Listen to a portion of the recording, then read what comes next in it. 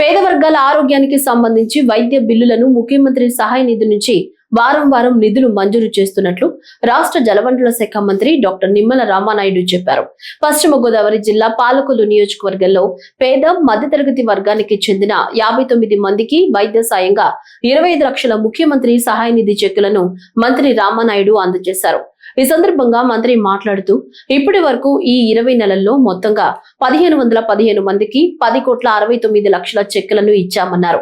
వైద్యం చేయించుకున్న అనంతరం బిల్లులకు సంబంధించిన బిల్లులను కార్యాలయంలో సమర్పిస్తే చెక్కులు మంజూరైన తర్వాత తామే పిలిచి అందజేస్తున్నామన్నారు. ముఖ్యమంత్రి సహాయ నిధి నుంచి మన పాలకొల్లు నియోజకవర్గం ఈరోజు 59 మంది లబ్ధిదారులకు 24,65,000 రూపాయలు చెక్కుల రూపంలో వీరందరికీ కూడా అందజేయడం జరిగింది. ఇప్పటి వరకు ఈ 20 నెలల్లో మన పాలకొల్లు నియోజకవర్గంలో 10,68,94,000 రూపాయలు అక్షరాల 10,68,94,000 రూపాయలు సామాన్యమైన విషయం కాదు.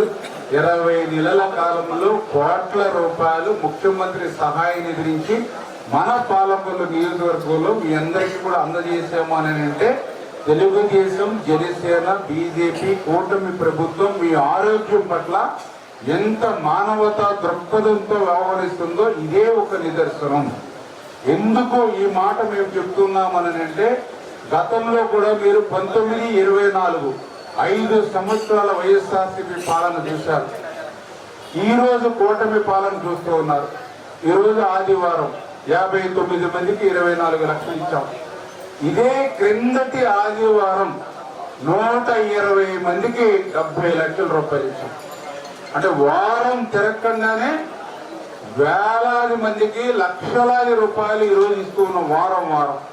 అంతకు ముందు మరి భోగి రోజుని కూడా చూడకుండా సంక్రాంతి సంబరాల రోజున BRMS స్కూల్లో ఇచ్చాం. అంటే చూడండి, భోగి రోజు ఇచ్చాం, నెక్స్ట్ రోజు ఆదివారం ఇచ్చాం, మళ్ళీ నెక్స్ట్ ఆదివారం ఇచ్చాం. ఆఖరికి మా పాప పెళ్లి ఉన్నా కూడా పెళ్లి రోజుల్లో కూడా మీ CMRF చెక్లు ఇచ్చాం.